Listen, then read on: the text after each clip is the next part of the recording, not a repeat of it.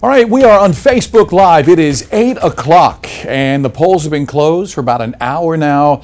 And we're on Facebook Live to basically give you all the numbers as they come in, to let you know what's going on, to see how your vote matters today. Of course, a number of races on the ballot today, none bigger than the race for governor. We're going to go ahead and take a look at our big board here and see the numbers. And there we have right now, and this is with 9% of the precincts reporting, the incumbent, Henry McMaster, the Republican, with 4,862 votes. James Smith, the Democrat challenger, over 6,000 votes, 56 to 44% right now. But even with these numbers the way they are, two cable news networks have already called this race. CNN and Fox News have called the race for the incumbent governor, Henry McMaster. The Associated Press has not called the race just yet. We're going to check in with the McMaster camp right now. Our Lauren Thomas is there tonight. Lauren, I'm sure people there have heard that a couple of the networks have called this race. Are they? Yes, and so people are already celebrating, JR. And so this they had confidence going into the night that this could be a win for Governor McMaster, but they didn't know that they were going to hear the vote called so soon. But again, those are those national networks. We haven't heard that ruling from the state yet. But one thing that I noticed when going through this campaign party is that people are excited. They're optimistic that along with Governor McMaster's win, you could see more Republican wins as a result. So we'll just see as these numbers are coming in. I got a chance to speak with State Treasurer Curtis Loftus as well earlier, and he said that he's confident that with McMaster winning that he'll also be able to win his election today. But again, those numbers coming in still very early to call, but as you said, those cable networks are calling this for Governor McMaster. Lauren, have we heard anything about when the governor is expected to come out and address supporters? Is he waiting for the official word to come down that he's winning tonight, or what? Yes, so he's waiting on the official word, but we're expecting to see him later on this evening. Surely not at 8 o'clock, but roughly around 9 or later on this evening, him and his running mate, Pamela Yvette. Okay, that's Lauren Thomas with the McMaster campaign. We're not forgetting about James Smith because, again, this is very early, 56% of the vote for James Smith. If this holds, then South Carolina will have elected its first Democratic governor since 1998. That's when Jim Hodges was elected. But again, two cable networks say, nope, this race is over. Jacob Reynolds is actually with the Smith campaign tonight. What are they saying about all this, Jacob? Are they taking it with a grain of salt, or are they holding on to hope that they're wrong? Well, JR, what those two networks are reporting seems to be what people here were afraid of. They're holding out hope that maybe their candidate can pull off the upset. Of course, James Smith, the Democratic gubernatorial candidate, but many of the voters we've talked to at this party saying they thought this maybe was coming. They knew it was going to be a long shot based on what those polls were saying. But we did talk to two donors who said kind of the tone in the Democratic Party insiders here in South Carolina was that those polls were wrong. Those polls were misleading, just like in 2016, and that they were going to pull off an upset. And one woman telling us, who was a donor, saying they had been told that if James Smith could win Richland County, it would open the door for him to win the state. So we'll have to wait and see here, but it does seem to be like a nightmare coming true for supporters in this room. Even with, you can hear very loud music behind me, a festive atmosphere, but like I said, a lot of nervous energy before those polls closed at 7, and it appears at the moment that even with those early numbers, like we have those two national networks reporting otherwise. And the other thing we're seeing here is those other Democrats and state races coming in. We've seen Rosalind Glenn here. We've seen some of the others, Mr. Wittenberg, also in attendance already at this party, making the rounds, talking to voters. And the voters here are telling us their biggest reasons are health care, education, and of course, you are hearing some President Donald Trump pushback, altogether not surprising, coming from a Democratic Watch Party on election night, JR. And I don't know what you all are seeing in terms of updated numbers back there on those other races, but it does seem to be a nervous energy here at their watch party. All right, Jacob, thank you so much. We'll be checking in with you throughout the evening as well here on Facebook Live. We do have some updated numbers on the race for governor. Let me go ahead and get to that if I can. Actually, these are the same numbers with 1% of the precincts reporting. It's still 56% to 44% for James Smith. Moving to our next race, this is the state attorney general. This again is with 1% of the precincts reporting. And here you have Constance Anastapoulos, the Democrat, with 59% of the vote. Alan Wilson, the incumbent, with 41% of the vote. Anastapoulos getting some instant name recognition here. Her husband is Akeem Anastapoulos. You've seen his commercials on TV. Don't scream, call Akeem. So again, some instant name recognition for Constance Anastapoulos. Again, these numbers are very early. By the way, Alan Wilson showing up to the GOP party tonight. He says he's optimistic that this is going to end well for him this evening and that he will get another 4 years in office. Let's move on to the state treasurer's race. Again, 1% of the precincts reporting, and Rosalind Glenn, the Democrat, with the lead over the incumbent Curtis Loftus. Again, very, very early in the vote count here. Loftus is expected to pull away on this race later tonight. Same with Mark Hammond, the Republican. He is losing right now with 1% in to Melvin Wittenberg, 56 to 44%. We don't have any numbers in the Fifth Circuit Solicitor's race just yet. We're waiting on that to come in. Also, Senate District 20, we don't have any numbers there either. Something very interesting, though, happened in this race today, and we'll talk about that with our insiders coming up in a few moments.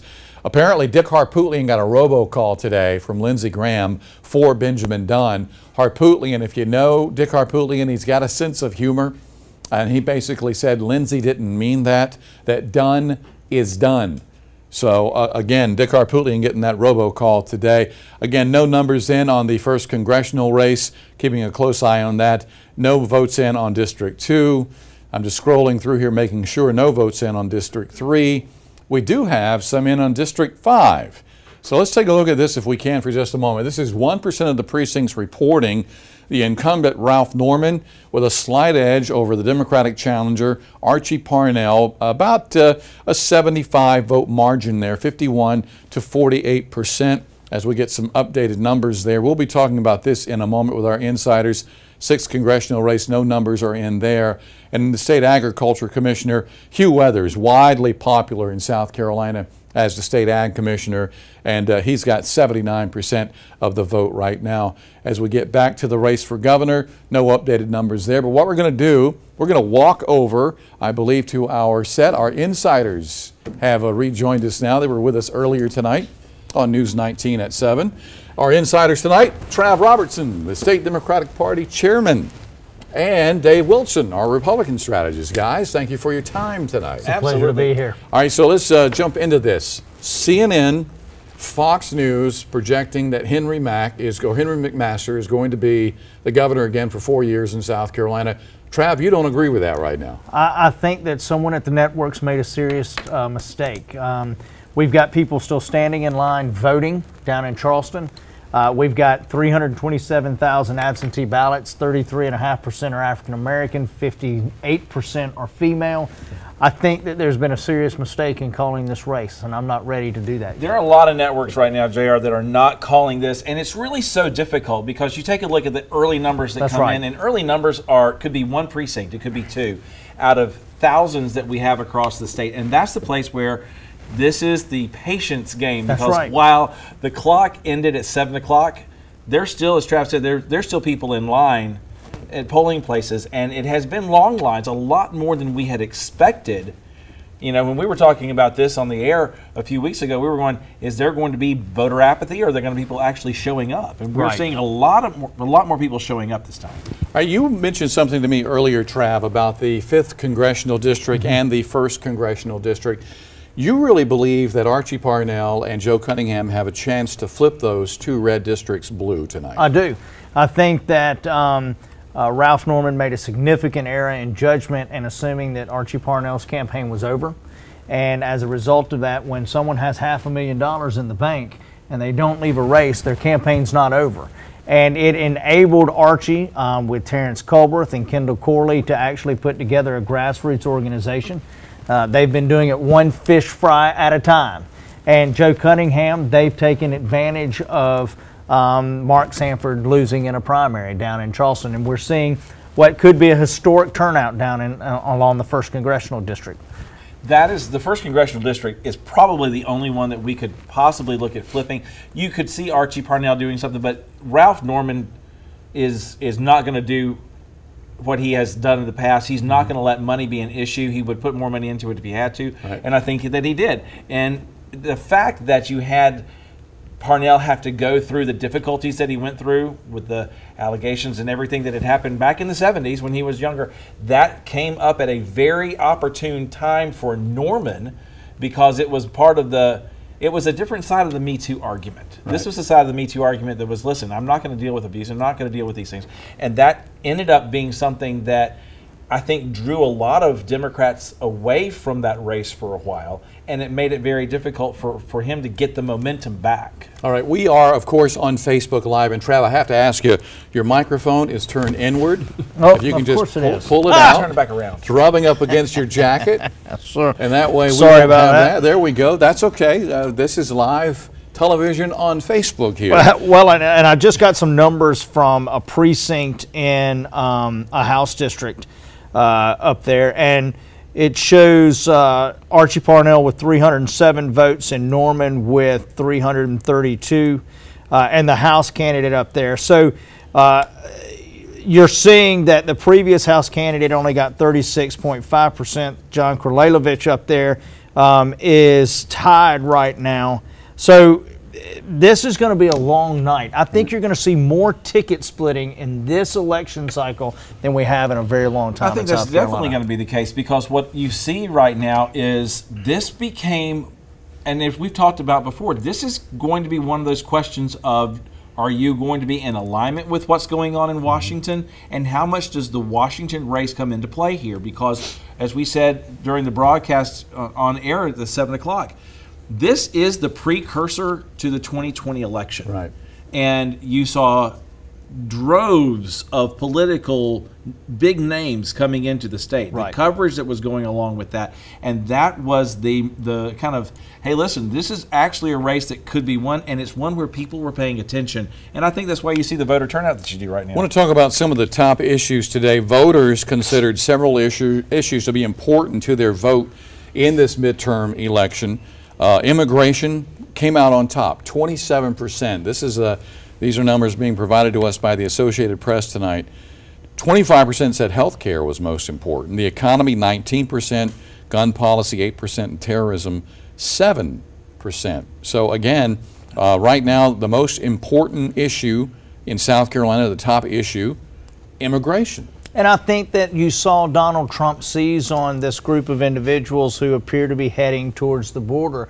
He knew very well what he was doing, to the extent that it was an issue that would create fear in the hearts of voters and in the mind, and panic in the minds of voters. And as a result of that, he's campaigned about individuals with him sending troops. It was a way to galvanize fear in the minds of voters. This is a place where this is politics. I mean, this is where you get the, and we're used to it in South Carolina. There's no I mean, question. since Trav and I were in college together, and even back then, there was always this little, we're scrappy around here. Let's just be honest. We're not, this is not an unusual thing to start throwing in a lot of different issues. You know, the fact that immigration is a top issue is because it's been kept there in the national scene. I mean, when you see droves of people coming, you know, making their way up from what looks like Guatemala, you're sitting there going, okay, is this happening? Is it not happening? And it does create a level of concern and fear. At the same time, let's be honest, we don't have a sanctuary city in South Carolina. That's exactly right. We don't have a place where, do we have migrant populations? Yes, we have migrant populations that do pass through here. We are an agricultural heavy state. We have a lot of folks that come in, do work, and they move on.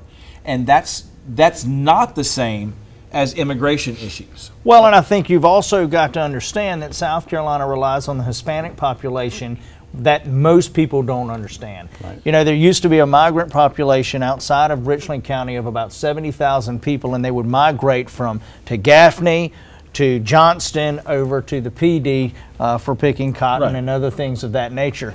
Now you've got a service industry that's thriving along the coast, and as a result of that, you see a Hispanic community. You know, former Secretary Castro came into South Carolina and specifically spent some time with us in Beaufort County, working in the Hispanic community down there. Historically, in the middle of a president, you know, after you have a presidential election, 2 years later, the midterms, the party that is in power is going to lose the midterms.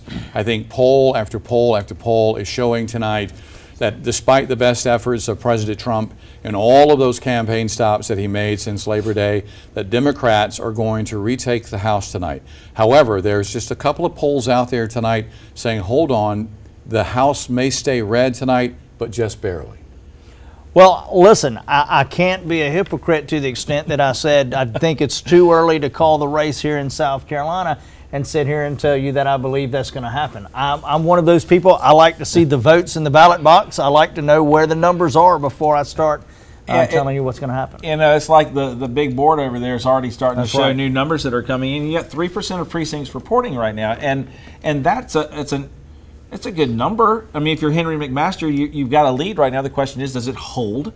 And if we're looking at that, then it becomes a question then of which of those precincts are we looking at? Because that then becomes a real question about what type of voter is this? Where is it coming from? I mean, you've got different kind of voters that are in different areas of the counties. So you could have a predominantly heavy Republican district that's getting its votes in early. And traditionally speaking, Charleston and Richland County come in first, and then the upstate comes in and levels the playing field. And I don't see that happening on that board tonight. You speak of the board. We made our way back over here. We want to take a look at it again. This is with 3% of the precincts reporting. And here you can see Henry McMaster, the incumbent governor, with 53% of the vote. James Smith now with 47% of the vote. This is a complete flip-flop from what we had earlier, with only 1% of the precincts reporting. So those are some updated numbers in the race for governor. And in the race for state attorney general, look at what's happening now with 2% of the precincts reporting. Alan Wilson has bolted out ahead of Constance Anastapullo, 52 to 48%. And as we swipe on through, here's the race for state treasurer. Again, very similar to what we saw in the state attorney general's race. 3% of the votes counted. Curtis Loftus now with 52% of the total vote, with Glenn coming in at 47%. As we continue to scroll through, Secretary of State Mark Hammond, he's been in office in that position since being elected in 2002. Now he's got 54% of the vote with 3% reporting. Still no votes coming in the 5th Circuit Solicitor's Office, and still no votes in the Senate District 20 race. That is something we're watching very carefully. We're going to walk back to the desk now because I want to talk to about that race with our insiders tonight. Interesting enough, Dick Harpootlian gets a robocall today from Lindsey Graham saying vote for Benjamin Dunn. And Harpootlian, if you know Dick Harpootlian, you know he's got a wit about him. Really? Dick Harpootlian has a wit? Who knew? He says that basically Lindsey didn't mean it and done is done. I think Dick Harpootlian, you know, the numbers that are going to come back, and you know, I'm coming at it from the Republican standpoint. It was going to be very difficult if you have somebody that didn't already have some level of stronger name ID to really be able to pull this off. Because Dick Harpootlian, I mean, Harpo's been around for a long time, and he's got a reputation. This was a district that was already, it was John Corson's that he held for so long, but there were a lot of Democrats in that Shandon area that were sitting there going, it's John. You know, we know John. As much as he was the Republican, the Reagan Republican, he had a lot of friends in that area that still voted for him, even though he had that big R behind his name. And I think that Dick Harpootlian has done an effective job at communicating some issues that resonate with people. I mean, he associated Dunn with SCANA and SCE and G very early on, and Dick has always been one of those individuals that has attempted to say, I'm beholden to nobody. The corruption in this state has to end, and that's something that he campaigned on. But how huge would it be if Dick Harpootlian turns a seat, which has been red forever, turns it blue? Well, I mean, I think it's the first time, we were talking about this earlier today, Right. maybe the first time in 25 years that the Democrats have actually added a seat. So that would put us at 18 in the state Senate, on top of which, going into an election year, you might have some other seats across the state that might be in play. So let's look at what this actually means. And we've talked about this before on the Insiders plenty of times. When you start taking a look at how the numbers break themselves down, let's just go ahead and say, I don't think we're going to have a problem calling William Timmons winning the 4th Congressional District. That puts that state Senate seat up for grabs. Right. There's now going to have to be a race in the Greenville area to replace State Senator William Timmons, because he will become Congressman William Timmons tonight. That brings that number down to 45. And then when you start looking at it that way, this is the place where the rules of the Senate come into play. And if you've got a pit bull like Dick Harpootlian in there with somebody like Brad Hutto, then you've got a power combination that's going to be really saying, you know, we're going to go stick it to the Republicans even more so. And I think there's going to have to be a very strong block of Republicans that are going to have to hold that hard line, because even though there'd be a, you know, what is that, a 19 to 28, 20, 27 vote split, that's, there are rules in the Senate that do not work in the favor of Republicans, and they'd have to hold firm. I want to tell our viewers who are watching on Facebook, we're going to be going on what we call the Big 19 on News 19 WLTX in about 3.5 minutes with an update there as well. Just want to alert our viewers on Facebook who are watching now that that will be coming up. As I say that, we're getting some of our first numbers in the 1st Congressional District. Guys, right now these are the first numbers posted by scvotes.org. Arrington, Katie Arrington with 4,062 votes. Joe Cunningham, 4,054 votes. They are separated by 8 total votes right now. These are the first numbers coming in from the State Election Commission. I'm going to go ahead and throw out the prediction right now. I don't think we'll be less than a 1 or 2% split. I don't think it'll be. I think it'll be half. I think you're going to have, I think we can almost say with some level of certainty, we're going to end up with a recount on this one. If you get to that close, there's a natural automatic call for recounts that go along with that. If that's the case, then we may not have an answer on the 1st Congressional District race until sometime later this week. This 1st congressional race has been interesting because first Katie Arrington bumps off the former governor and the Congressman Mark Sanford. Then Mark Sanford doesn't endorse Katie Arrington in the race. She has been a staunch backer of President Trump. There are some reports from over the weekend that perhaps Trump did a robocall for Katie Arrington in that area. But this area, this 1st Congressional District area, it's unlike any other area in South Carolina. Yeah, because you've got a lot of transplants that have moved into, these are not, as we can sometimes say, you ain't from around these parts.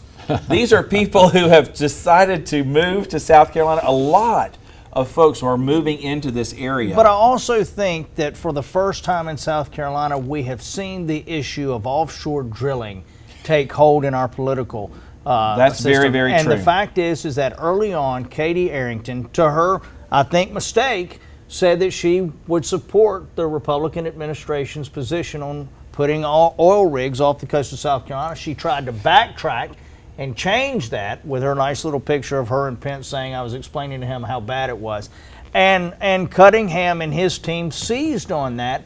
And irrespective of whether you're a Republican or Democrat or an independent, we all believe that you should not put those off the coast of South Carolina, especially when you're walking down the Battery in Charleston to see an oil rig out there. Quickly, you guys don't see Wilson in the 2nd District losing or Clyburn in the 6th District? I don't see Congressman Clyburn losing. I think that, you know, Joe Wilson's been very quiet. And I don't know if that's more about his race as opposed to his son's race. I'm taking a look. You know, those precincts have not even come in yet on that. And the Arrington numbers have already shifted slightly from just when we were talking a little while ago to almost a 460 vote split in Arrington's favor this time. So those numbers are constantly going to be and that's, I think, because and Dorchester's come in. Charleston hadn't reported. I got to stop you right there because we're going to have to walk over, I believe, to the big board. Is that where we're going, Michael? We're going to go to the big board, or we're going to be right here? We're going to the big board. This is all on Facebook. We're going to walk over to the big board right now, and we're going to do a big update on WLTX News 19. coming up in about 30 seconds from now. So guys, if you could just stand by, our insiders, we're going to get our board back to where we need it. And we're about 20 seconds away, so just stand by as we're about to go live with Campaign 28.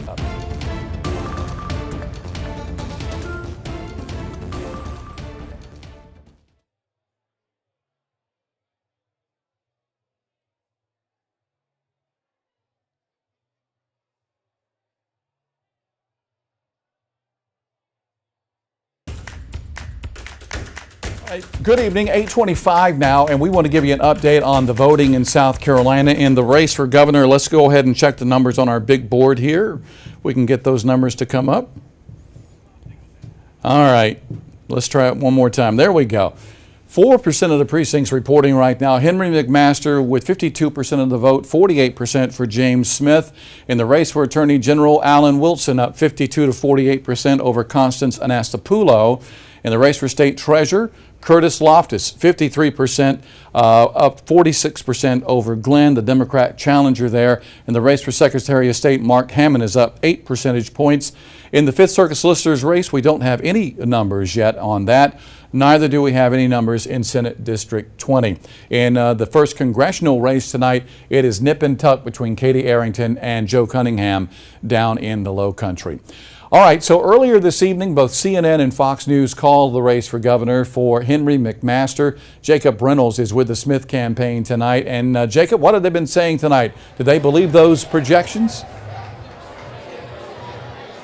Well, the room is very optimistic, JR. Earlier, they have a big screen in this room, actually, that's showing a national coverage of the election night across the country, including here in South Carolina. And they started showing Senate races, several Senate races. One of the networks was calling for several Democrats, very loud cheers. Then they showed the governor's race here, and at the time, it showed a lead for James Smith, and the room was clapping for a good 10 to 20 seconds. So they are remaining hopeful here. But like we said, the voters we've talked to earlier tonight expressing concern, knowing they're voting in South Carolina, a typically red state that hasn't elected a Democratic governor in 2 decades. So they're staying optimistic. Like we said, the candidate James Smith and his lieutenant governor running mate Mandy Norrell were saying earlier that because of the high turnout, that's a record for midterms in this state in absentee voting, they're hoping that maybe that record turnout gives them a surprise win over incumbent Republican governor Henry McMaster. So it's,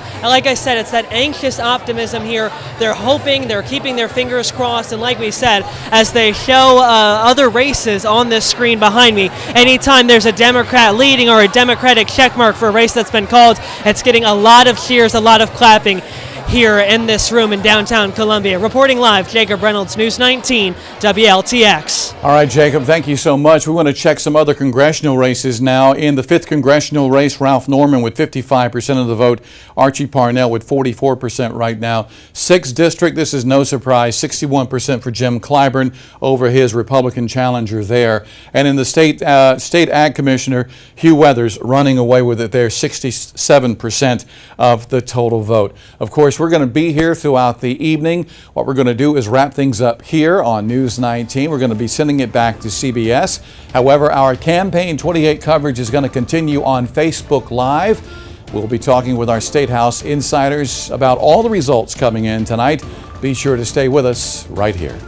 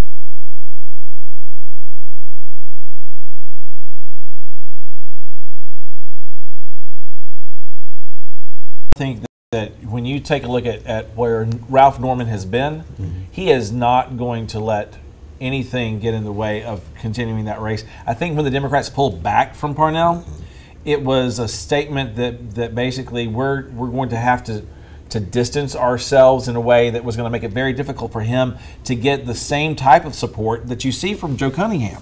I mean, as we've talked about before tonight, you're looking at races right now that were getting national attention. You know, this is the precursor to the 2020 race.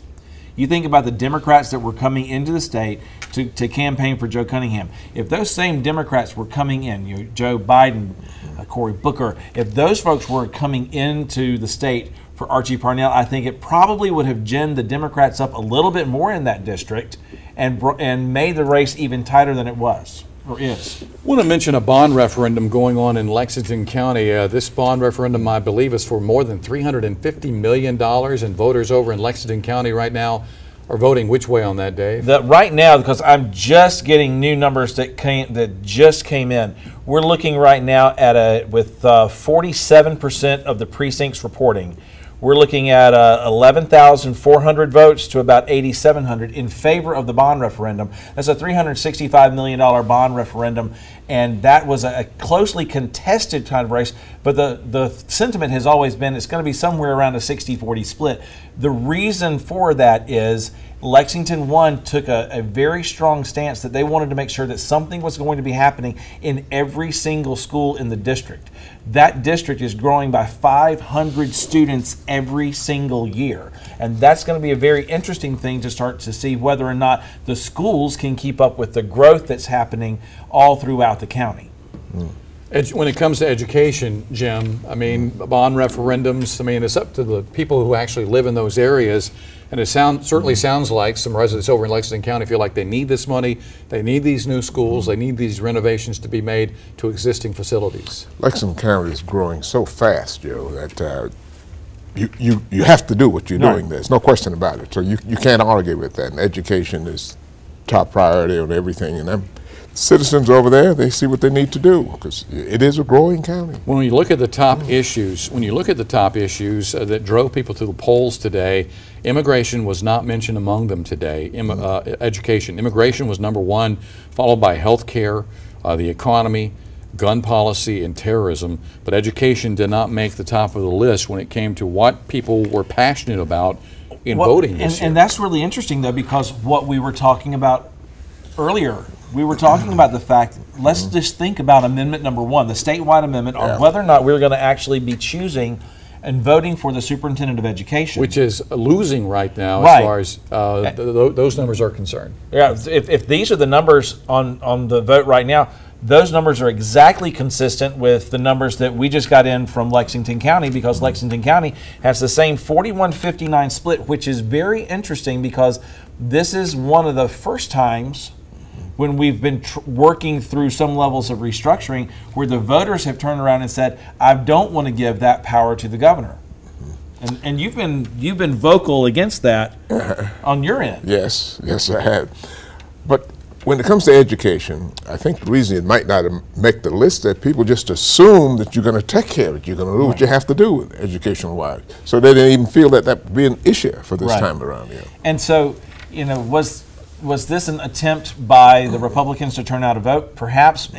What has happened is you had Molly Spearman, the current superintendent of education. She is running again. She is, in essence, unopposed. And she was in favor of moving this into a cabinet agency. Half of the state's budget is the education of our children. And that is something that voters are coming out and saying right now, we want to keep a closer, tighter rein on who that person is that's spending that money. 42% of South Carolina voters today say President Trump was not a factor when they considered casting ballots today. 42% say no, he was not. Voters in our state had mixed reviews of the president. 54%, a majority said they approve of the job he is doing. 46% said they disapprove. Surprising numbers, Jim? That is surprising. In the African-American community, he was an issue, and that's what swelled the turnout. The early voting, everywhere I've gone, it was Trump, as if he was on the on the ballot in our community. So the figure you quoted there just now surprises me, I guess. Early voting has been something that we've been talking about for weeks. We were taking a look just a few days ago. I saw the numbers coming in for Texas. They were twice as high, the voter turnout. Yeah. Early voting, absentee voting, whichever one you want to call it, was twice as high in Texas. We're looking at numbers right now. We were taking a look at them earlier. The last midterm election that we had was 157,000 people voted absentee. In this one, before we even got to Election Day, our number was already 230. That's 73,000 more people voting absentee. That really brings a shift in the way campaigning takes place, because so many people think, well, we've got the last little leg, and now all of a sudden campaigns are going to take a big change. All right, what we're going to do now is we have to take a quick break here on Facebook Live. We're going to go on WLTX News 19 in about 30 seconds with an update, and we will continue our Facebook discussion as soon as that is over. So stay with us.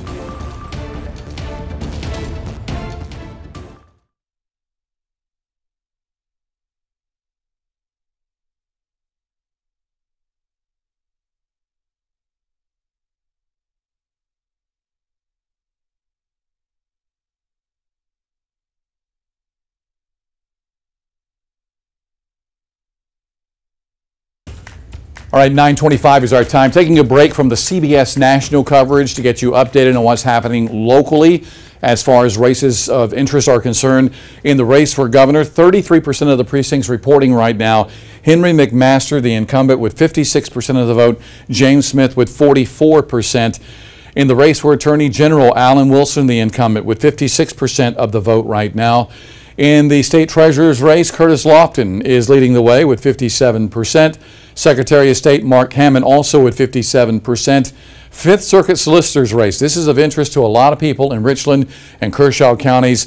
Byron Gibson right now with 69% of the vote. Only 8% of the precincts reporting. John Metters, the petition candidate, with 31%. Senate District 20, this is John Corson's old seat. Right now, Dick Harpootlian, a well-known name here in the Midlands, against a political newcomer, Benjamin Dunn, 64 to 36% with Dick Harpootlian at the moment. In the 1st Congressional District, 10% of the precincts reporting there, 54 to 46%. Katie Arrington, the Republican, with the lead over Joe Cunningham. Joe Wilson cruising the victory in the 2nd District. In District 4, right now, 63% of the voters there selecting William Timmons to take over for Trey Gowdy. In District 5, 57% for the incumbent Ralph Norman over the Democratic challenger Archie Parnell. Jim Clyburn wins another 2 years in office with 72% of the vote. And the Ag Commissioner, Hugh Weathers, reelected. He's got 71% of the vote right now. So those are the updated numbers for you. Our State House insiders are on our set right now. Want to just get some quick thoughts with them about what's going on here tonight. Any of the races, any of the numbers surprising you guys right now? Honestly, the biggest surprise that I think has been the amendment number 1 for the superintendent of education. We were talking about that on Facebook Live a little while ago. Let's talk about that for just a moment, because you were asked today on the ballot, should the governor select the state education superintendent? Right now, almost 60% of you say no. And Dave, you think that is just stunning right now. That number is exactly what I think certain folks within the state legislature did not think was going to happen. This was a lengthy discussion that took place in the State House as to whether or not to put this on the ballot. It was something that Superintendent of Education Molly Spearman was supportive of. Jim was, had a very different viewpoint on that, and I think this is a place where you see people saying, listen, half the state's money is spent on education. We still want to have our finger on who's that person spending that money. Yes. Well, I agree with that. Is there any one race surprising you at the moment? We have about 30 seconds. Okay. Really, the only other race that's concerned about is Cunningham.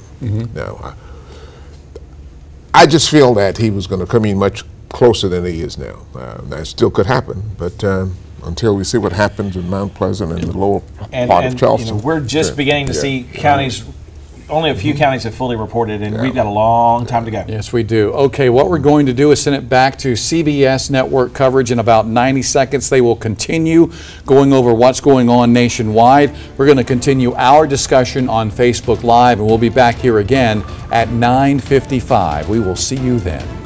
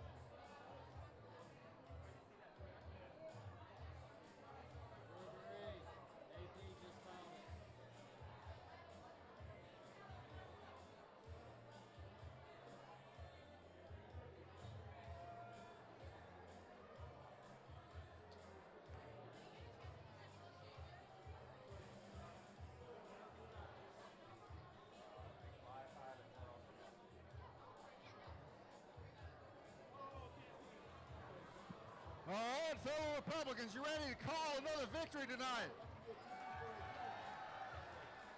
All right, well, this is our first contested race of the evening. This is an individual who served us here in South Carolina as a member of our state senate from 85 to 2001. Went on and took our 2nd congressional district seat in Congress, following up on Floyd Spence. He has broken the record for the most keychains given out by any member of Congress. He actually passed a rule, I think, we can't give keychains out anymore. He is a member of the Armed Services Committee, and I had to write this down.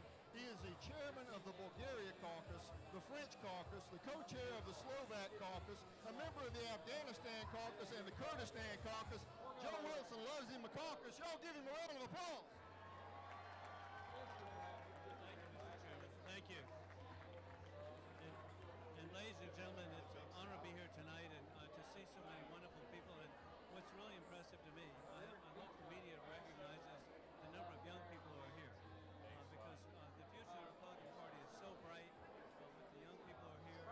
And just everywhere we've gone in the campaign, it's been so positive. So I want to thank the campaign team. But I particularly want to thank the number one person who assisted in our campaign, my wife, Roxanne. It is a very humbling experience to have the privilege of serving in Congress and to see the success of the tax cuts, to see the success of peace through strength, rebuilding our military, to see a President Donald Trump establish relationships around the world to liberate people and countries. What an extraordinary time to be serving. But I'm also grateful to be here with the rest of our family. In particular, our youngest son, Hunter.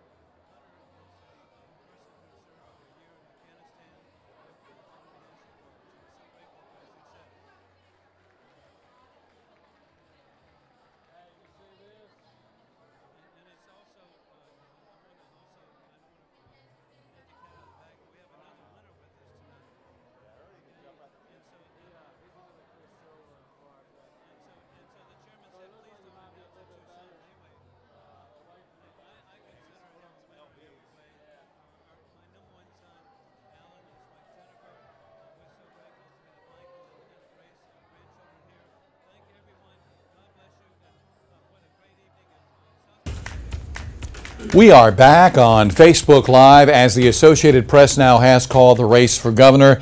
Henry McMaster elected to a 4-year term right now with 44% of the precincts reporting 368,000, almost 367,000 votes for the incumbent governor, 285,000 for the Democrat challenger James Smith, 56 to 44%. So again, it remains 20 years since South Carolina last elected a Democrat governor, and that was Jim Hodges back in 1998. We're going to go on the set now. Our political insiders are here to talk about this. I know, Jim, we had mentioned this earlier tonight with Fox News and CNN calling this race earlier in the evening. You said it was a little premature, a little early to do that, but now the Associated Press says it's going to be Henry McMaster for 4 more years. It looks that way. 12-point lead is hard to overcome at this point with 44% of the vote in. So McMaster will serve a full 4-year term. Who did that last? McNair? He was appointed governor for 2 years, then got elected for a 4-year term. That's been about the last time that we've had something like that happen. Yeah, so. Yeah. Back in '66, I believe. Yeah, it's interesting, JR, because when you look at the breakdown of these numbers, it has been, as we've been talking about for weeks, it's been looking like a 55-45 split, with almost half of the precincts reporting across the state, seeing that we're getting more coming in from the upstate now. Some counties, we were just during the break taking a look at which counties were and were not coming in, and some of the smaller counties are already in, but I think it's going to be very difficult for James Smith to find any way to make up a difference like this, and it would be impossible. Jim, let me ask you for just a moment now. Why is it that the Democrats have such a hard time winning the governor's mansion? Jim Hodges last did it in 1998. Before that, it was what, Dick Riley in the 80s? In the 80s, yeah. So what's going on there? What do you think? Turnout and separating it from the regular general election, off-year elections, it's still a problem. It's a problem getting people out to vote on off-year elections. That's the only thing I can attribute it to. We've studied, I've looked at it, we've done everything we can to turn people out, but they just don't get excited about the governor's race. Presidential race, yes, but the governor's race, it just seems that can't get into it, so to speak. There's got to be it all comes down to the strategies of what you do when, JR. It's very specific of what times and in which races you're going to do certain things. The amendments, when are you going to have that amendment appear? Is it going to be in an off-year ballot? North Carolina, they have an amendment going on in North Carolina right now on the right to hunt and fish. That was seen by some as a move by Republicans to turn out more Republican voters in that particular race. With the superintendent of education vote that we've been discussing and a 40-60 split on that, some people thought, hey, listen, let's figure out what we've got to do to put more power in the governor's hands, and we're just not seeing the voters buy in on that issue yet. Now we see Pamela Yvette. She's going to be our next lieutenant governor. The last time a woman was lieutenant governor in South Carolina, Nancy Stevenson. Stevenson. Back in the 70s, I believe, 70s and early 80s. 70s, yeah. Yeah, all right, so what is she? I mean, she is basically a political newcomer walking into this job. What are her duties basically going to consist of? Well, she's the newcomer, businesswoman, I understand. Right. And I guess if she's a quick study, she'll get right into it. But it's interesting for her to come in. I don't know how McMaster arrived at this decision, but was somebody nobody knew, except in the business community, I guess. But here she is. And she's going to be one step away from the governor's job. That's correct. It's just where Henry McMaster was when he was elected lieutenant governor. True. I think the interesting part is going to be what are going to be her duties, because the typical duties of the lieutenant governor in presiding over the Senate are no longer in existence. The Senate will now be run by a Senate president who is a member of the Senate, and her duties are going to be totally within the purview of whatever the governor assigns for her to do. And that's going to be very interesting to see how Henry McMaster uses Pam Ebbett in an outreach point for him, to be a spokesperson for him, or do you sometimes get that person relegated over to the sidelines to handle the things that the governor doesn't want to do? It's interesting that you mentioned what her duties are going to be, and I guess that's why he could select almost anybody, since the person will not be presiding over the Senate anymore as it was in the past. But she's a female, and he needed a female in the year of the women. So there you are. And that was the interesting part on this, because, JR, you had a male-female split on the ticket for the Republicans and the Democrats this time. It was a choice that they both made to go, what are we going to do to pull in that vote and make a statement? And that is a very strong statement about where we are politically. If you look ahead to 2022, which is only 4 years away, Henry McMaster could end up being one of the longest serving governors in the state of South Carolina. You can only be elected in back-to-back terms twice, but he is fulfilling those last 2 years of Nikki Haley. Right. And then he's elected governor. He could actually be elected again and serve 10 consecutive years as governor of South Carolina. I don't think we've had a 10-year governor in history. No, 8. But not 10. Not 10. Yeah, but not 10. He would be pushing 80 or over 80 years old, wouldn't he? And that's not unusual. I mean, you take a look at the president pro tem of the Senate, Hugh Leatherman. Leatherman is in his mid-80s right now and gearing up for re-election. That's just the way it is sometimes in South Carolina politics. I mean, we used to, when Ronald Reagan was elected, he was 69 when he was elected, turned 70 shortly after he took office. And people, I remember growing up going, well, 70, that's old. Yeah. And now I'm sitting there going, my father-in-law started flying airplanes at the age of 66. Yeah. I'm going, that's a huge... What, President Trump is what, 72? Right. And 72. If he runs for re-election and he wins, he would be 76, 77 getting out of office. Is that right? Somewhere around there? Correct, yeah. Something like that. Well, having a 13-year-old around the White House also makes you young. Well, let's talk about the national races for just a moment. Okay. Because right now, that big blue wave that people have been talking about in the House of Representatives, it looks like the Democrats have gained only 2 seats so far tonight, Republicans losing 2 seats. And then the Senate, it looks like the GOP has gained a seat with the Democrats losing a seat. I know it's early, but it hasn't been that big blue wave that folks have been talking about. I think the blue wave they were talking about was the House as opposed to the Senate. We knew the Senate was going to be tough, but the House race, you've got California's got to come in. There are going to be a lot of turning of tables in California. And California has not even, the polls aren't even closed in California right now. But that's where the bulk of it. New Jersey, they picked up two seats, I believe, in New Jersey. Right. Yeah. So the blue wave is really affecting the House more so than the Senate. And well, we also talked about this from the standpoint, okay, let's just say that the Democrats take the House. Then it's going to be the race for the speakership. Nancy Pelosi was the speaker.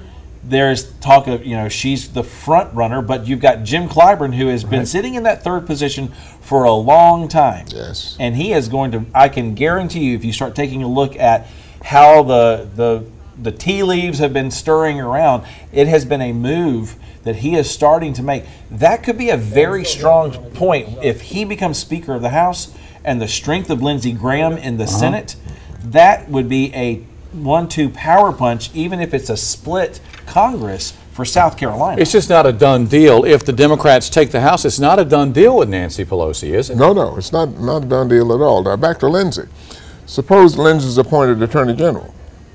Then it's going to be a very, as Nikki Haley would say, it's a weird day in South Carolina, and we'll be right back here again. Don't be surprised.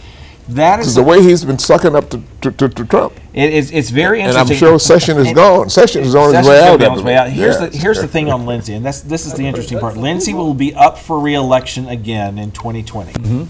The same time the president's going to be running for re-election.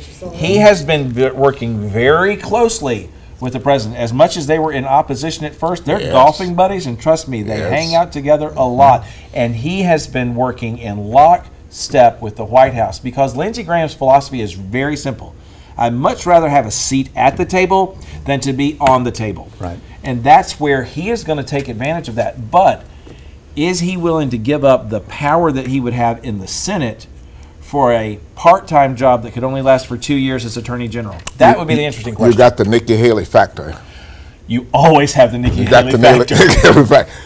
I'm thinking Nikki is gearing up for a 2020 run against Lindsey if he's still in that seat. That would be that would make a very interesting day in South Carolina. The question would be whether or not she would make that move. She has positioned herself with the one thing she did not have before, and that was foreign policy experience. I don't think you can take 2 years as the ambassador to the United Nations and say, I don't have any foreign policy experience. There's an open invitation from the president, and there's some speculation that she could actually rejoin the Trump administration down the road in some other capacity and maybe pave the way for a 2024 run of some sort. Right. She has stated clearly she would not be running, but would be campaigning for the president for 2020.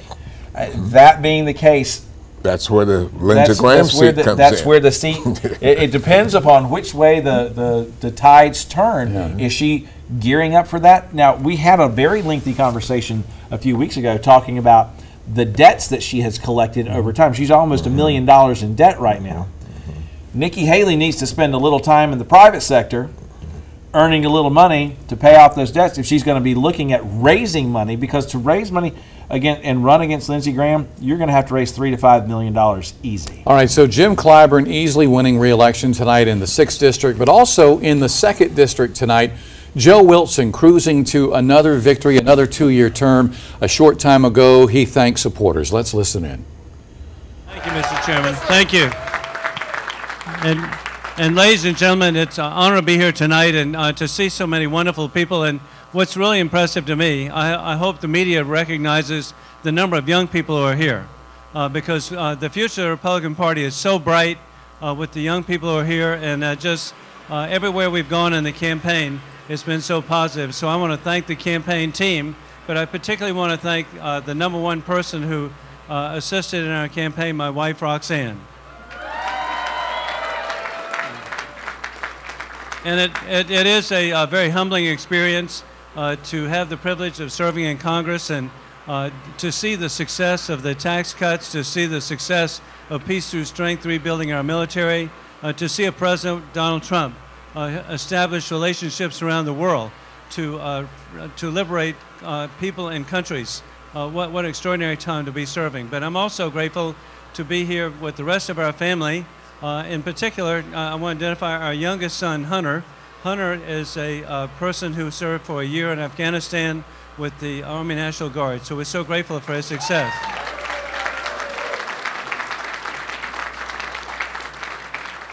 And it's also, I want to also, I don't want to let the cat out of the bag, but we have another winner with us tonight. Okay? And so, and so the chairman said, please don't announce it too soon. But anyway, hey, I consider him a winner in every way. My number one son, Alan, and his wife, Jennifer. We're so grateful to have Michael and Anna Grace, our grandchildren, here. Thank everyone. God bless you. And what a great evening. And South Carolina is leading the way for limited government expanded freedom. So Joe Wilson with his victory speech tonight, and of course his son Alan standing behind him. Looks like he is well on his way to another 4-year term as State Attorney General. No surprises there. Joe Wilson thanking supporters, but also praising President Trump tonight. Joe Wilson is going to be praising President Trump as long as President Trump is in office, because let's go back to what we were talking about a little while ago. The power that South Carolina has in Washington. I mean, you look at Joe Wilson's position on the Armed Services Committee. Fort Jackson exists today and stayed off of a BRAC list because of Joe Wilson and Jim Clyburn.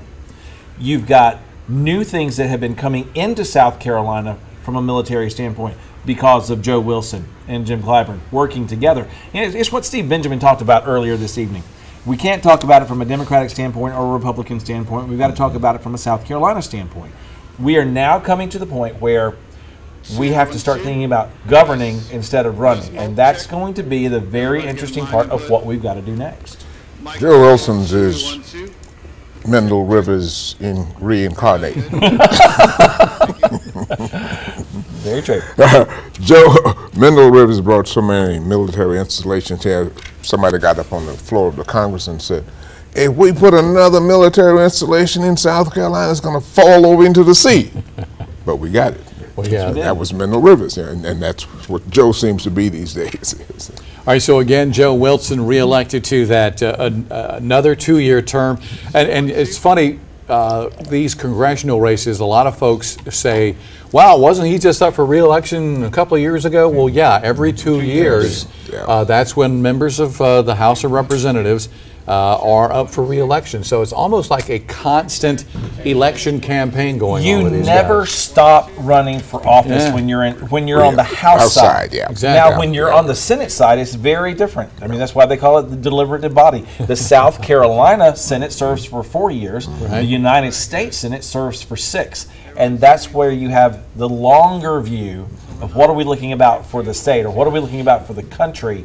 Very different than what you see on the House side. Going to have to end the conversation there here on Facebook for just a moment. To our viewers on Facebook, we have to do an update on WLTX News 19 in about 30 seconds. We'll have some updated numbers for you on the race for governor, also some congressional races.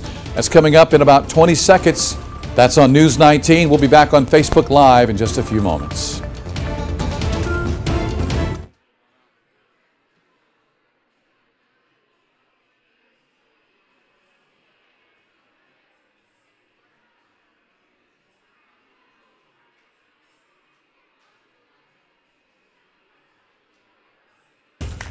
And good evening, 5 minutes until 10 o'clock here on election night, campaign 2018. I want to take a look at some numbers now in the race for governor. The Associated Press has called the race now. 50% of the precincts reporting Henry McMaster elected to a 4-year term as governor, 56% to 44% for James Smith. In the race for Attorney General, Alan Wilson also cruising to victory tonight, a third 4-year term for him, 58% of the vote over Constance Anastapula with 42%. In the race for State Treasurer, Curtis Lofton, again, he is cruising to re-election with 58% of the vote tonight. Secretary of State Mark Hammond, the winner there, with 60% of the vote. In the 5th Circuit Solicitor race, it's certainly beginning to look like that Byron Gibson will become the new 5th Circuit Solicitor in Richland County. I know it's early, only 17% of the precincts reporting right now, but he's got 74% over the petition candidate John Metters, a former employee in the solicitor's office. In Senate District 20, it's also looking like Dick Harpootlian could be taking over that Republican stronghold once held by John Corson. He's got 57% of the vote right now over Benjamin Dunn's 43%. In the Congressional District 1 race, 35% of the precincts reporting Katie Arrington pulling away a little bit now from Joe Cunningham. A bit of a surprise here. She's got about a 4,500 vote margin over Joe Cunningham. Still, though, 65% of the precincts left to report there, so this could flip-flop back. And the Democrats putting a lot of time and effort in this seat. They saw it as one of the seats they could flip nationwide, but right now, Arrington hanging on with the lead there with 53% of the vote. Joe Wilson, as you just heard, the winner in the 2nd Congressional District. In District 4 tonight, it looks like William Timmons is going to take over for Trey Gowdy. And in the 5th District, once again, the incumbent, Ralph Norman, cruising to victory over Archie Parnell with 70% of the precincts reporting now. He's got 58% of the vote. And in District 6, Jim Clyburn easily winning re-election, and Hugh Weathers winning re-election as our State Ag Commissioner. Do we have Lauren Thomas? Going to see. We do not have Lauren Thomas. Lauren Thomas is with the McMaster camp tonight. We'll be checking in with her coming up a little later. Got about a minute left to talk with our State House insiders, guys. Only about a minute left to chat here about what you've seen tonight. What's the big surprise for you as far as the races are concerned, the political races? I think you look right now nationally, the Senate's picked up the Republicans have picked up a seat in the Senate. We know that the House is most likely going to flip. The interesting one that we've been talking about tonight is the vote on the Amendment 1 on the Superintendent of Education. And right now that's like 60-40. 60-40 split. Voters want to keep it the way it is. Quickly, Jim, what's your big surprise? In addition to what David said, I agree with that, but I was sure that Smith was going to be closer in the race with McMaster. Of course, wishing for him to win, but I thought it would have been closer. All right, guys, we're going to continue discussion between us on Facebook Live in just a few moments. Right now, we're going to take a 90-second quick break, and then CBS will resume with national coverage right here on News 19.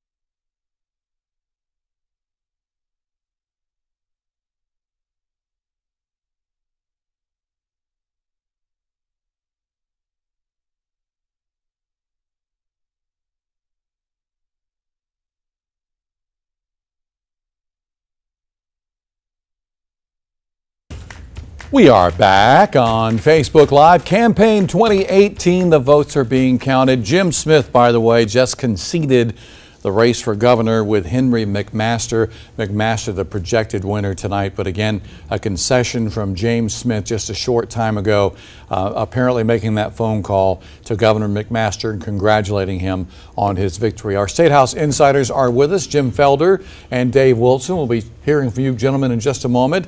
Alicia Nieves is in our information center right now. She's going to go through the numbers that we have tonight. Alicia? That's right, JR, and these numbers are brand new, just put in by one of our producers, Eric Steer.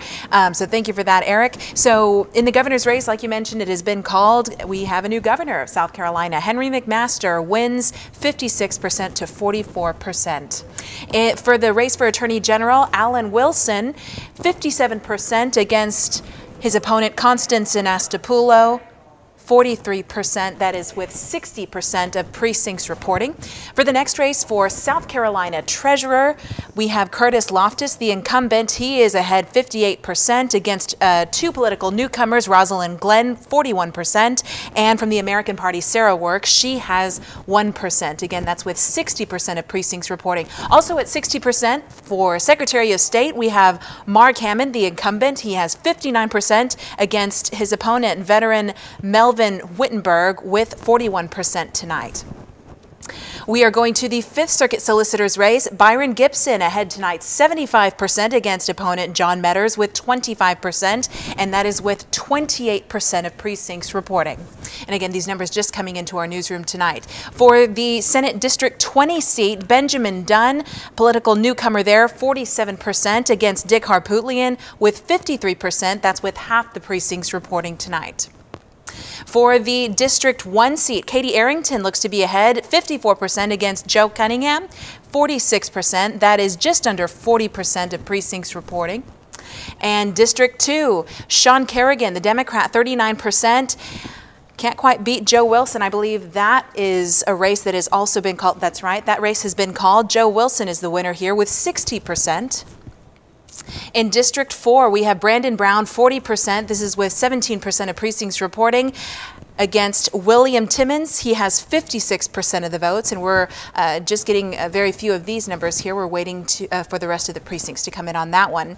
Then for District number 5, with 81% of precincts reporting, Ralph Norman is ahead there with 57% against Archie Parnell with 42%. Okay, and we are sliding over here for District 6. I believe this is another race, yes, that has been called. Jim Clyburn, the winner here, with 69% tonight. And I believe we have just a couple more. No, this is the last one. For Agriculture Commissioner, 60% of precincts reporting. We have Hugh Weathers overwhelmingly getting the votes tonight with 78%. And we are waiting for, I believe, just a couple more races. They had like in the teens reporting for the precincts, but we are updating those numbers as we get them in. But for now, I'll send it back to you, JR. All right, Alicia, thank you so very much. We're expecting James Smith to come out any second now to make his concession speech and to thank supporters. As soon as that happens, we're going to try to bring it to you live here on Facebook. And a reminder, we do have a hit on WLTX News 19 coming up at 10:25. So we're trying to work all of that out here.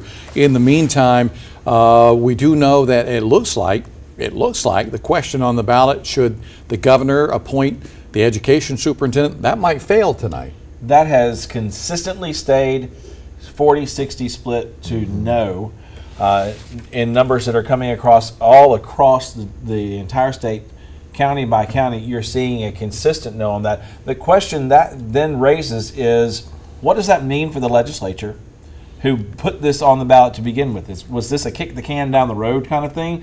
Hey, let's throw it into the voters' hands and see what they say because they didn't want to take an action. You have to deal with this constitutionally.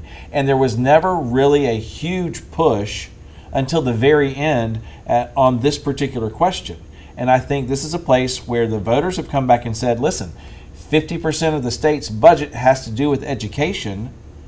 We still want to choose who that person is that's running the biggest part of our state budget. David, I have to agree with you fully on that. Jim Felder's agreeing with me, my day is made. Okay, I'll have to agree fully on that one. It's a big pot of money there. why the legislature, even whoever caused it to be on the ballot, what were they running from? I don't know. Yeah, and that's the thing that when we start taking a look at this question, it really boils down to what are they trying to accomplish in this. There was a statement, people who were saying, listen, if we elect the governor's responsible as the chief executive of the state. Why should he not be or she not be responsible for 100% of the budget? That was part of the argument. But at the same time, you've got to have some level of accountability. We talk about education and money as well. The Lexington bond referendum tonight, about the same numbers that we're seeing here on the superintendent of education question. I just got new numbers that came in on that right now, with almost 75% of the precincts report, 78% of the precincts reporting that bond referendum is ahead by 3,100 votes. Right. That's basically 70 or 56% ahead, and that's going to be a big move. There's a big move that was going on throughout Lexington, the Lexington 1 district, and so a $365 million bond referendum goes into effect almost immediately. There will be an incremental plan to start laying out and doing work and building 3 new schools, replacing some old ones, and that's going to be part of that growth pattern that we've been seeing in Lexington. Because as we talked about earlier, for the last 30 years, the district has been averaging more than 500 students added to the classrooms every year. We need to take a live look over at the Smith party that they were hoping to have a victory party tonight. I believe he is about to come out from behind a curtain. I don't know if that shot is up just yet, but Smith, we are told, is behind that curtain, and he is expected to come out any second now and deliver some remarks. He made a phone call a short time ago. He congratulated Henry McMaster on his victory tonight. And the thing about Jim Smith here is he did not seek re-election in his house seat. No. So he's no longer going to be a member of the legislature. Right. After 22 years of serving in the legislature, along with serving in our military, James Smith has nothing to be ashamed of in this race tonight. He made a valiant run at it, but the money just wasn't there. He didn't get sufficient resources from the National Governors Association. They kind of just sort of passed on it. He did the best he could, but he really did a great campaign. Right. All right. Also, the Associated Press has called the race in the 5th Congressional District. Ralph Norman reelected to another 2-year term, defeating Archie Parnell, the Democrat who came oh so close to beating him just a couple of years ago. But now Ralph Norman is going back to D.C. for another 2-year term here. And this district looks like, after being a Democrat district for such a long time with John Spratt, it has now turned red, and Ralph Norman is holding on to it. Archie had an uphill battle. I mean, it was a slippery slope for him after this 45 year ago incident erupted. Of course, they knew about it the first time around, but they really played it up this time for the 2-year run, because he was just running for it was a special election initially, I believe it was. So Archie never got back on track after that. All right, we want to go back now to the Smith campaign headquarters, where he is going to be addressing supporters now. Let's take a live look and listen in to what's going on as well. We are on the air here now because Jim Smith has conceded the race for governor to Henry McMaster.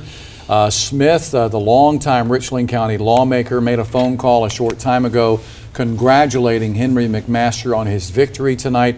And we understand he is just moments away from coming out and addressing supporters there and officially conceding the race. We are on the air here on News 19. We'll get you back to CBS coverage in just a moment. While we also are on the air here with News 19, I want to mention that the race for the 5th Congressional District has been conceded. Ralph Norman going back to D.C. for another 2-year term there. And I believe I hear some cheering and some applause as Jim Smith now comes out with his wife Kirkland, and he is going to address supporters and the news media tonight on this defeat at the hands of Henry McMaster.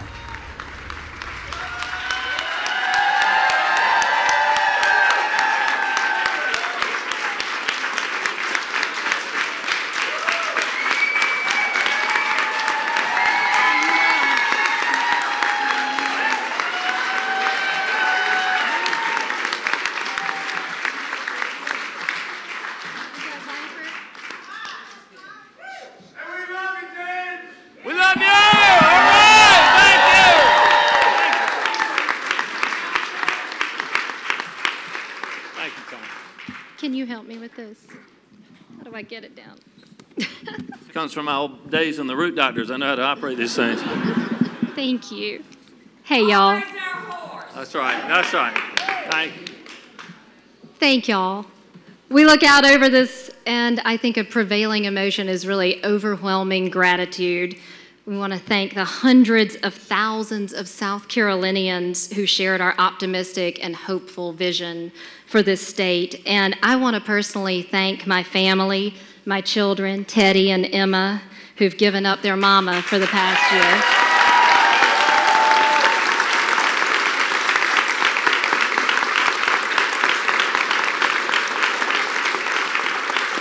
Haven't been there to help with homework or evening meals or nighttime talks, but they believed in the vision that we had for South Carolina.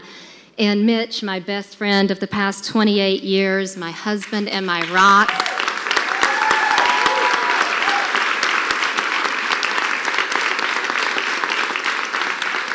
Y'all, after a day on the trail, this man would bring me dinner in bed. And yeah. And he would make me raisin toast and coffee and put it in my pickup truck in the morning before I left for the campaign at 7 o'clock. And I wasn't around to help make a living or be the partner in life that most people are used to, and he handled it all, and that's because they believe in the cause. And to James's family, Kirkland, Emerson, and Dylan, Thomas, Paul, Shannon, Jim, Nina, and Martha, what a great family.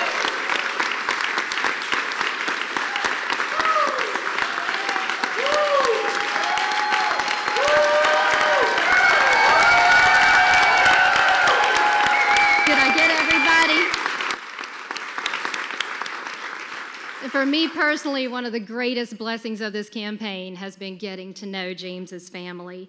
And you know, our vision for South Carolina has been shared by so many amazing volunteers who picked us up when we were exhausted and probably didn't even know that they were doing that, who gave us the energy to push harder when we thought we had given it everything we had. Volunteers, you inspired us every single day.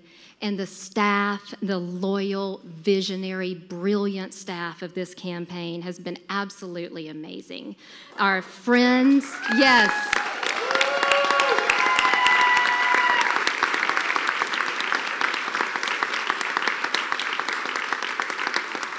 Both old and new friends, and friends that we know in real life, and friends who just picked us up on social media at the end of an exhausting day, who encouraged us every single day. We want to thank y'all. Yes, we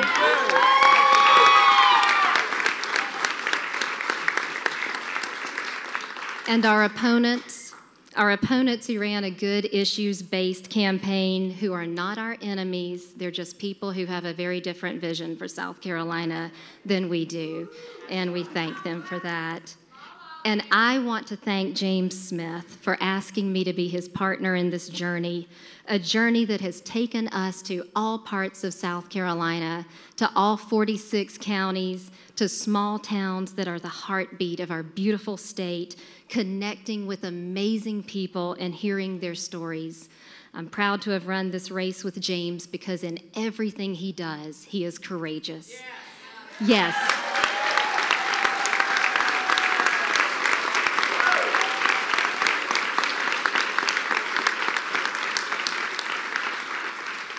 And in that courage, James is a role model for all South Carolinians.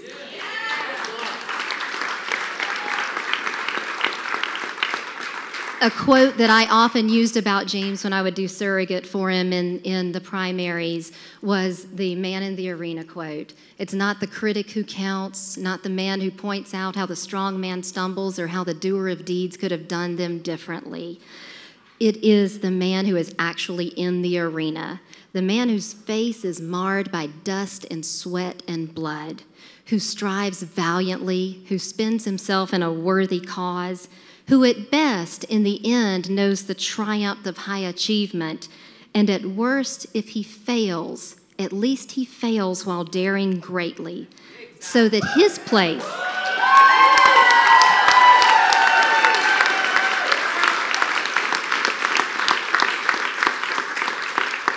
His place will never be with the cold, timid souls who know neither victory nor defeat. And James has been daring greatly his entire life, from resigning his officer's commission to enlist for combat duty in Afghanistan, to serving in the minority party in the General Assembly for the past 22 years and fighting every single battle and winning more than he was supposed to.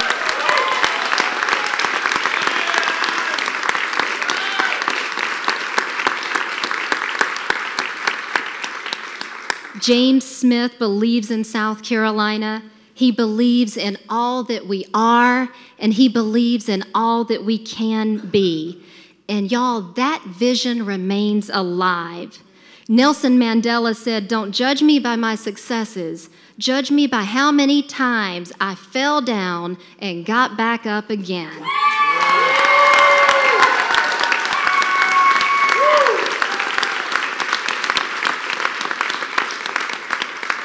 And the sun will come up tomorrow, and we will all get back up and continue fighting for the South Carolina that does not yet exist, but that we all know is possible. And we know that you will join us in that. And I am so proud to present to you the most courageous man I've ever known, my friend and my amazing partner in this race, James Smith.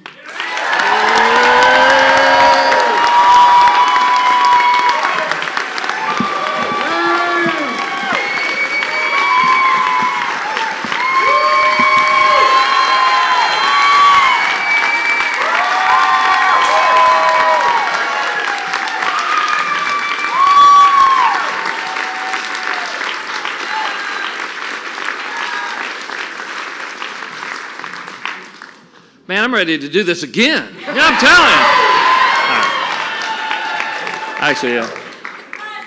No, not yet. But I'm fired up, though, my friends. I know this. This was a worthy effort. And I can't thank you all enough for being with me on this.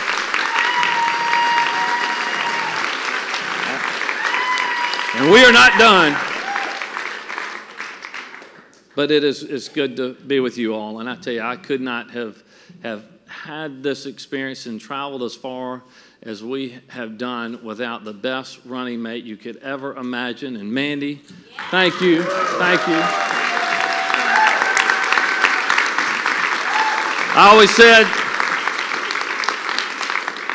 she could be governor, and a great governor for South Carolina. I know this.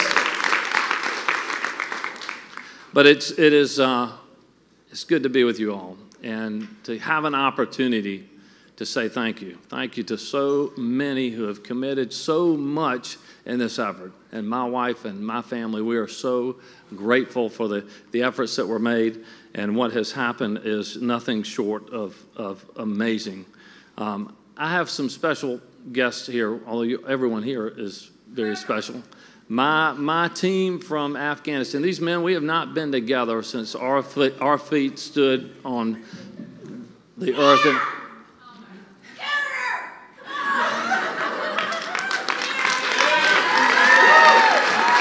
This is Team Viper. Hey, how you doing, brother? I told you we were probably before. I got some of these guys. These guys were with me. Last time we were all together, we were a long way from here.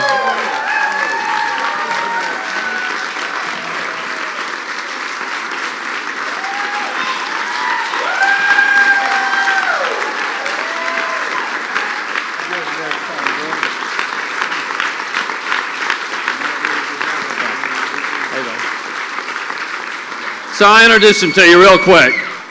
This is Reaper, Gianelli, Cooter, my medic, who got very busy, did great work.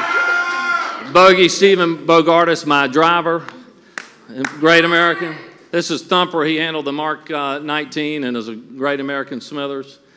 Horace is my interpreter from Afghanistan. Have not seen him since we were in country. This is Jennifer and Kaylin, her daughter, and that is Jamie Ulrich, Ricky Bobby, who was one of my drivers who is no longer with us. You and ain't gave us first last. last. That's right. Ricky Bobby. But God bless them.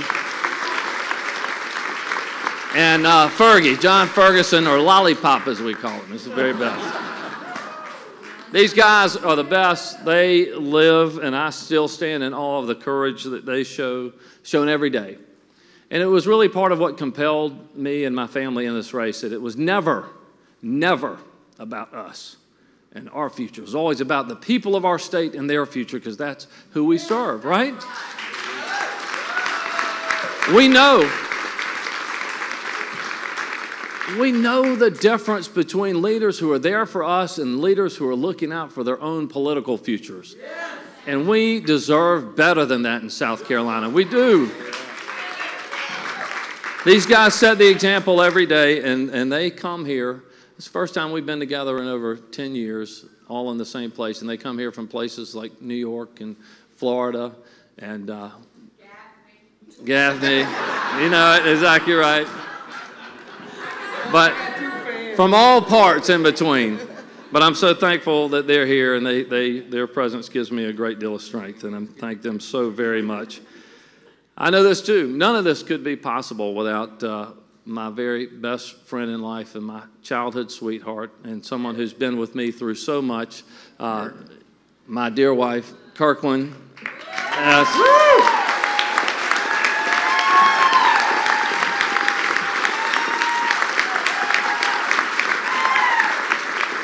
And while I don't have all of the kids here, I've got my son Emerson, and my son Paul, and my daughter Shannon, my mother-in-law Martha Thomas, and my father and mother Jim and Nina Smith, who have been rocks for me.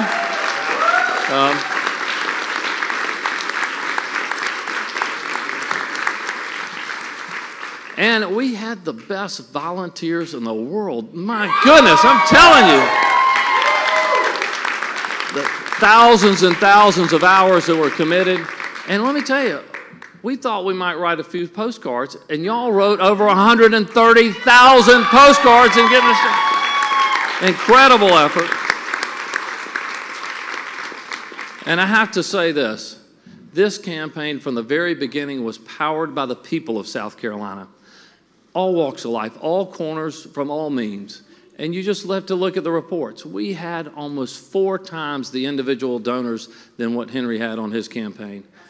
And they had our donations, average donations were only 1/10 what they had. 45% of his was from corporations and 25% of it was from out of state. 95% of our donations were from all 46 counties here in this state, and individuals, hardworking South Carolinians.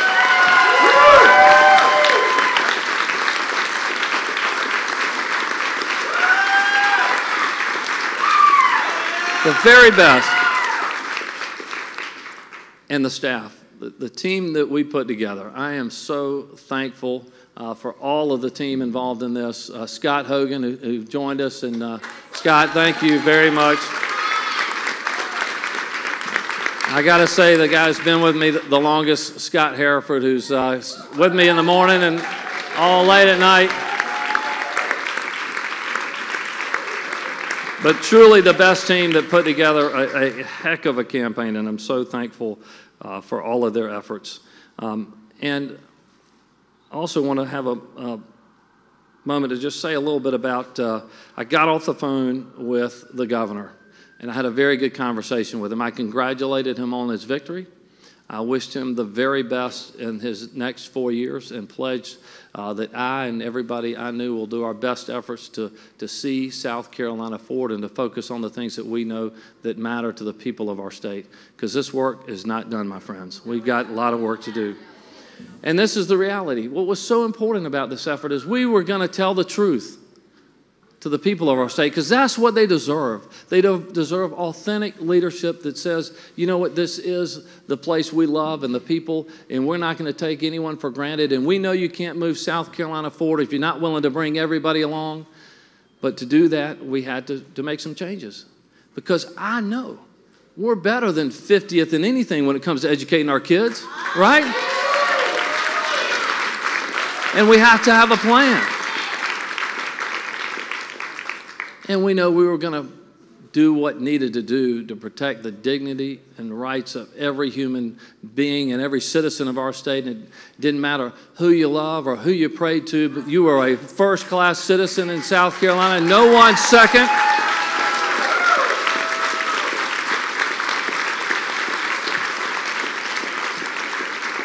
We still have work to do to make sure we pass things like hate crimes and workplace freedom and to build a South Carolina that reflects our values. That work has to go on, and we must do it. And we know this. All of the efforts that we have made to deliver on health care, still, hundreds of thousands of our citizens will be living without access to a doctor when they get sick. We are not done yet, my friends. We cannot let these folks down. The work that we did going through all 46 counties and meeting folks that every day have a challenge to pay their rent, to buy food, to pay the utility bills, they need leadership. They need a governor that's going to be there fighting for them. And I know we're all going to do these things.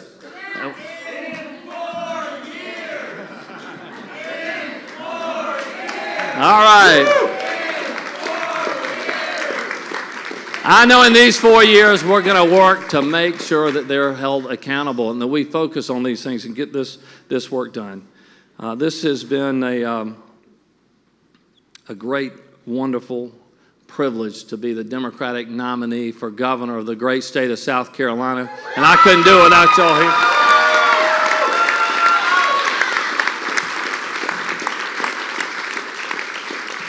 And to all of the young people that have been involved in this campaign and have participated, you guys, let me tell you, you are the future.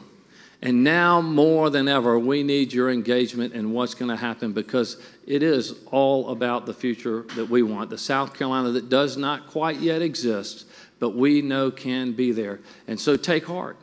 Take heart and see the kind of efforts that were made now and the volunteers that came together and the donations. You know, we actually outraised Henry last quarter. We did that. So it can be done. It is not impossible. The opportunity is still there for the right person at the right time to step forward, and we need South Carolinians, we need Democrats to get together, to come together and focus on the future and gather support that's going to help build a brighter South Carolina for the next generation. Because I know this, my parents taught me this. We have to do, we have to do this. All of us have to do this. We have to do everything we can to leave South Carolina better than we found it. We made great strides in doing that this time and raised issues that were so important that we're going to keep focused on over the next 4 years. God bless you all. God bless South Carolina. Thank you all very much. I'm very grateful. And so there you have the concession speech of Democrat James Smith, longtime Richland County lawmaker, losing the race for governor tonight against Henry McMaster.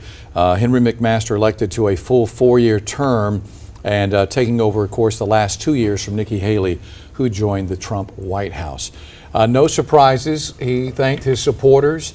He basically said that there's a difference of opinion between him and the sitting governor. He wished Henry well, and he vowed to keep working for South Carolina. Well, he had two homeboys going at it, two native Colombians. Both of them put on good races, but just didn't have enough time for Smith. He needed maybe a couple more weeks. I think the fact that you saw the true James Smith with the men that were surrounding him.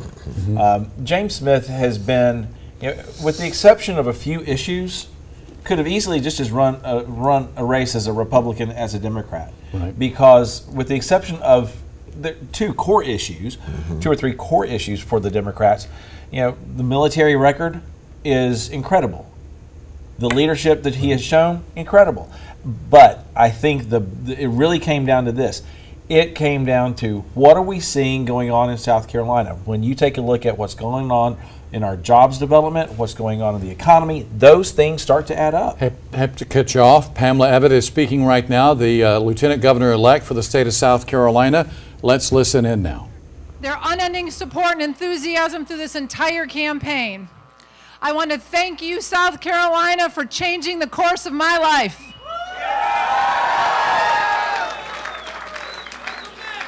You've also changed the course of history by making me the first female Republican lieutenant governor in South Carolina.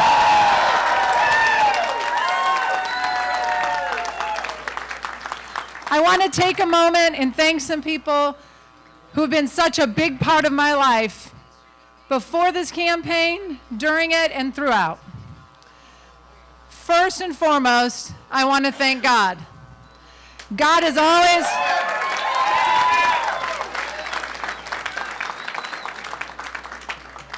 always been able to dream a bigger dream for me than I could dream for myself. He's walked by my side through good times and bad, and through challenges. He's always been there. I want to thank my wonderful family, my husband David, who has really put in,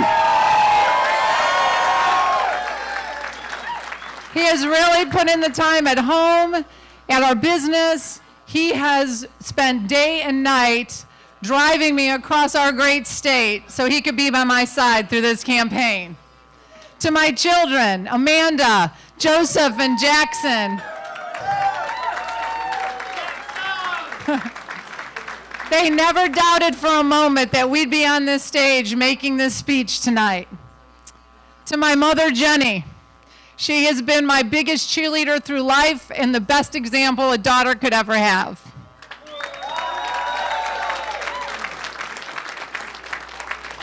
To my brothers, Jimmy and Bobby. 2 of them are here tonight. Being the youngest with 3 older brothers, they taught me to be tough, and they also told me that there is nothing I could never accomplish with determination.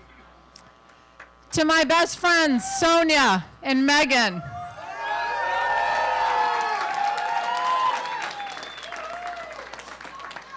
They have traveled with me all over this state. They have done everything and been by my side. And to all my other friends, you know who you are, sending me texts and emails and making me laugh through this entire campaign. I could have done it without all of you. And to my dad, who I know is looking down at me from heaven today, and I hope I've made you proud.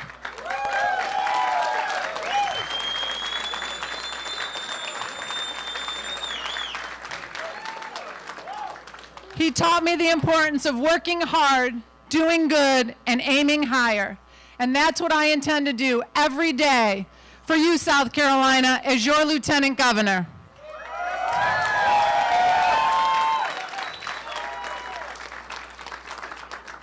Thank you to our Governor, Henry McMaster, and our First Lady, Peggy McMaster.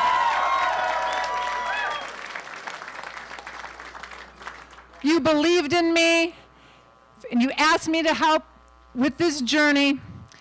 I am confident we are going to make the best team South Carolina could want, and I look forward to working with you.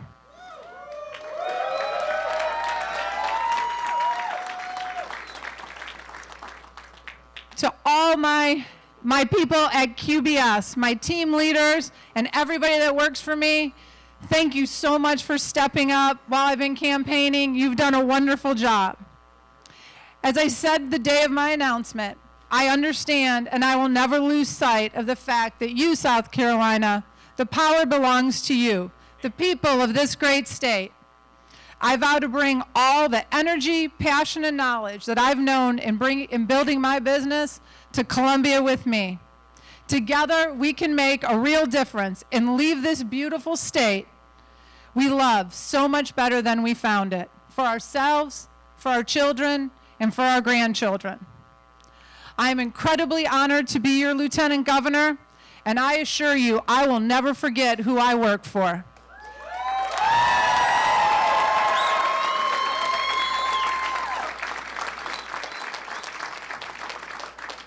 Thank you. God bless you, and God bless the great state of South Carolina.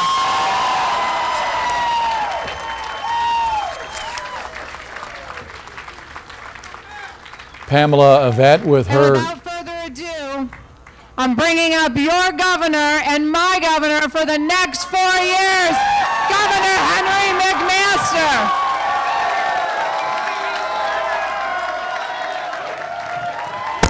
Pamela Yvette with her victory speech tonight, bringing on Governor Henry McMaster, his wife Peggy. We're going to listen in now to his victory speech as he addresses supporters and the people of South Carolina. Okay then. Is everybody happy? How does it feel to win all over South Carolina? Who these people standing here with me? Y'all know Peggy, my bride Peggy? Our daughter Mary Rogers and her fiancé Sam Huskowitz from California of all places. And Henry D. and his lovely bride, Virginia. All right then. Well, I want you to take one more good look at the best lieutenant governor we will ever have, right there. That's it, right there. All right. I tell you, we haven't seen anything like this. This could be great to have a governor and lieutenant governor working together, side by side, backed up by great families, backed up by great people, in the greatest state in the whole world. And I say that from someone, as someone who's spoken to people coming from around the world to invest billions of dollars, looking for a safe place to invest their fortunes, their company's fortunes, their stockholders' fortunes, their own fortunes. And they come into South Carolina. And there are a lot of reasons, but they tell me the overriding one. They say we come to South Carolina from all over the world for 3 reasons. The people, the people, the people of South Carolina. I am proud of the people of South Carolina, and everywhere I go as your governor, I know I must stand 2 or 3 inches a little bit taller just because I'm so proud to be representing the people of South Carolina, and I'm thrilled to have the chance to do it for 4 more years. Y'all listen up now. Your support and confidence is truly humbling and inspirational. I can't tell you how thrilling it is to be here tonight with you and others around the state that gave us such a vote of confidence and support. That is a thrill, and that means that good things, even better things, are on the way for South Carolina. South Carolina is the greatest place in the world, and we have come far, but we are just getting started good yet, and we're going to keep going. The reason I say that, if you look back at our history, you look where we've gone, we look how we've built the institutions on this great land that God gave us, and all the explorers were just stunned at the richness of the place that we now call South Carolina. And you look at the institutions that we've built, and the ups and the downs, but we up now. And we're going to keep on going up. And here's what we're going to do. With the help of God Almighty, we're going to unleash the greatness, the goodness, and the power of the people of South Carolina. And here's how we'll do it. We're going to educate our children. We're going to safeguard our people and their property. We're going to protect our environment. We're going to build a prosperity unlike any we have ever seen before. That is my promise to you. That is our promise to you. And you can count on it, and we're going to get it done. God bless South Carolina. God bless the United States of America. Hey! Henry McMaster, in perhaps one of the shortest victory speeches I think I have ever heard a gubernatorial candidate give. That lasted about less than 3 minutes. He's been waiting to give this speech for a long time. He's still talking. He's still talking? Wait, he's not done. Right here. Let me tell you all this. let me introduce y'all. We really had a great campaign. And I want to introduce some of the folks that have been leaders in that campaign. The finance leaders, I'd ask them to come up to the stage. Bill Stern, Dan Adams, and Bob Castellani. Are they here? Well, come on up. And I got to say, while we were out campaigning, of course, we had to have someone running the office and being sure things kept going. And that, let me introduce the great Trey Walker. Trey, Chief of Staff. Yes, sir. All right. Now, here's some folks. This is, and if they will just raise their hand wherever they are and sing out. Our general consultant was Tim Pearson. Managing consultant Scott Farmer. Communications Director, Caroline Red Bull Anderegg. Jordan Marsh, Political Director. Megan Fenton, Senior Advisor to Pamela Evitt. Madison Hall, Scheduler. Brad Henry, Finance Team. Caroline Wren, Finance Team. Molly McCarthy, Finance Team. Frampton Morris, Finance Team. If anybody still got any money, send it on in. We still looking for it. And finally, also the victory team. Drew McKissick, of course, is the boss. Then we had Jordan Marsh as the state director, Mark Benoit from the Midlands, Michael Ray from the upstate, Logan McGee from the low country, Brenton Dana from the Pee-Lee and the Grand Strand, and Sam Vera of the Piedmont. That's as good as it gets. And y'all, this is as good as it gets. And you can write this down. We're getting better. We're getting stronger. We're going to educate the children. We're going to protect that environment. We're going to have economic growth and prosperity unlike anything we've ever seen. Because we got the best team in the United States. So stay strong and always be proud of South Carolina. We believe he has wrapped up his comments. He came out fiery for about 3 minutes, and then he had to thank a few people. I think Peggy may have tugged on his jacket and told him you got to tell some people. But again, one of the shortest victory speeches I believe I've heard from a gubernatorial winner in quite some time. And unless I missed it, guys, I did not hear him thank President Trump.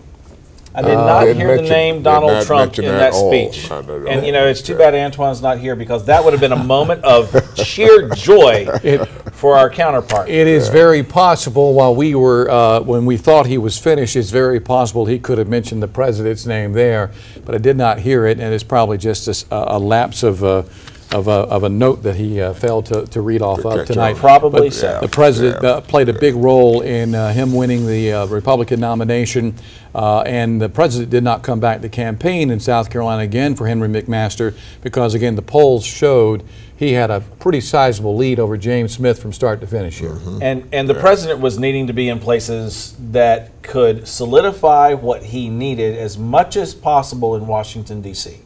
If he saw that Henry McMaster was fine, keep in mind, Henry McMaster was the first statewide elected official in America to endorse Donald Trump. Yeah. That loyalty stays in the president's mind every time he sees Henry McMaster.